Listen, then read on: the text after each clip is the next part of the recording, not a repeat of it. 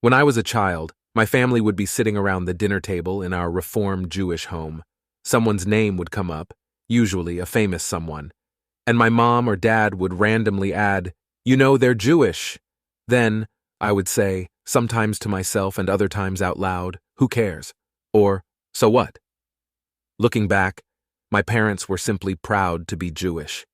The idea of having something so tied to their identity, Judaism, in common with a famous person probably seemed remarkable to them. As I get older, I find myself playing the "you know they're Jewish" card more and more, because I have come to grasp that Judaism is indeed super remarkable. The problem is, we Jews are not very adept at explaining why Judaism is so remarkable. Jewish organizations never fail to tout Judaism's greatness, sometimes to a fault, but few talk about why it is so great. And hardly any of them impress upon us the symbiosis between Judaism and other strands of life, creating an intellectual hurdle for the everyday person, Jewish and non-Jewish, to understand how Judaism can add contemporary value to their career, their relationships, their hobbies, their soul, and so forth. We're kind of like the people who bake a delicious cake, and when someone asks for the recipe, they say, "Sorry, I wish I could tell you, but it's a secret." Does anyone really like those people? As it stands, Judaism is often relegated to nationhood in Israel and to religion in the rest of the world. Please don't get me wrong. There is much to be appreciated about Judaism's religious and Zionist facets. But what is one to think and feel about Judaism if they are not particularly religious and/or Zionist, or if they are merely apathetic to Judaism as a religion and/or as a nation? If you are not religious and think Judaism is just a religion, it is natural to write it off as "not for me." If you do not live in Israel, or if you do not have a real relationship with this land or country, it is normal that you would not really care what happens in the Jewish state. And it is sensical that you might have an adverse reaction to peculiar activities which transpire here. What's more, us Jews seem to be obsessed with facts and numbers. We love to note that the Jewish people has survived for some 4,000 years, or that Israelis invented, say, the cherry tomato. Whether these facts are interesting or impressive is not all that relevant. What matters is how they contribute in a meaningful way to people's lives in 2024 and beyond. Within the context of a world which offers virtually unlimited, on-demand value at our fingertips, Judaism seems to be exponentially invaluable, irrelevant, or unimpressive to a growing number of people, both Jews and non-Jews alike. I used to be one of these people. Growing up in Los Angeles and studying journalism at San Diego State University, I saw much more value in sports, my budding career, women, and partying than I did in Judaism. Anything Jewish always felt like something I had to do, not ever something I desired to do. Nowadays, a decade after earning my bachelor's degree, I am on a personal journey to learn more about Judaism and about what it means to be and do Jewish. More on the do part later in this essay. The more I learn, the more I want to discover more. There is so much day-to-day value in thinking and living Jewishly. And yet a good portion of you reading this will presume I became a religious Jew. Quite the opposite. I am as secular as I have ever been.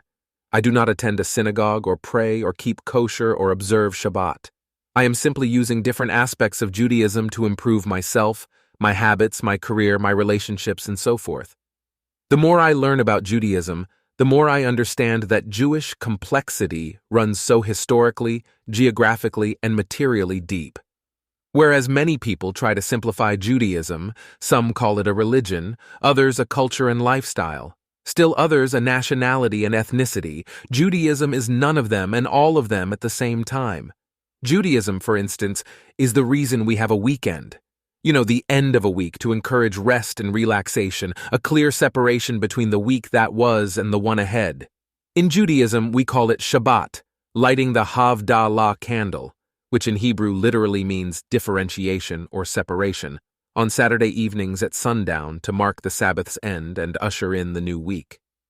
Having a fixed day of rest was most likely first practiced in Judaism, dating back to the 6th century BC, according to Eviatar Zerubbabel in his book, The 7-Day Circle, The History and Meaning of the Week.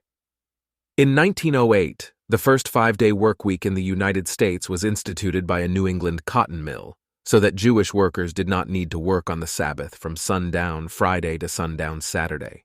Shabbat is a gift for all living creatures, humans and animals, Jews and non-Jews, wrote author Zach Bodner.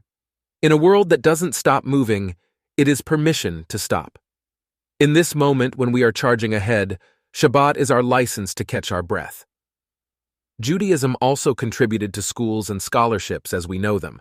Elementary school learning was regarded as compulsory by Simeon ben Shettah as early as 75 BCE and Joshua ben Gamla in 64 CE. The education of older boys and men in a Beit Midrash, a study hall, goes back to the Second Temple period, and the Talmud stresses importance of education, stating that children should begin school at age 6. Rabbis added that they should not be beaten with a stick or cane, that older students should help younger ones, and that children should not be kept from their lessons by other duties. Furthermore, Judaism honors wisdom, which is why Jewish sages used to ask, why was the Torah presented to Jews in a desert? Because deserts are empty, a metaphor that we can only accept wisdom when we create space for it. Judaism also promotes friendship, love, healthy relationships, shared humanity, and collaboration. According to one famous story in the Talmud, a potential Jewish convert approached Rabbi Hillel saying, "I'll convert to Judaism if you can share the entire Torah standing on one foot." Without missing a beat, Hillel replied, "What is hateful to you, do not do unto others. That is the whole Torah, the rest is commentary. Now go learn them."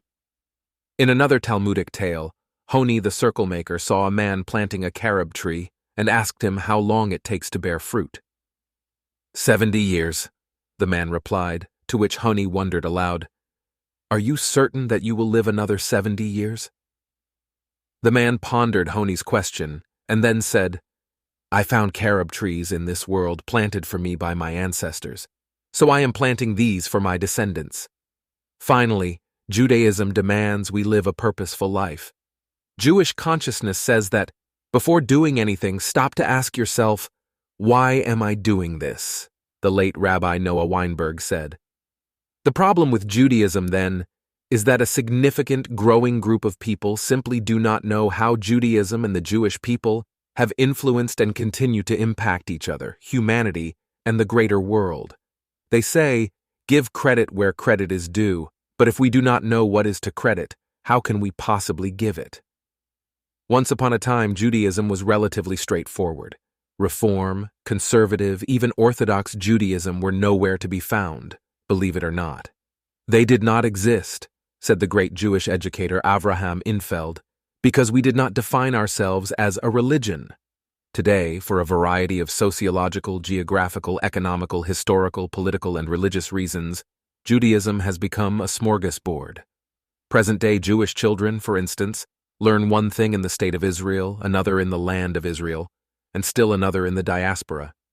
Conversely, the Jews of 1,000 years ago, give or take, started studying the written Torah at age 5, the oral Torah at 10, the mitzvot at 13, and the Talmud at 15.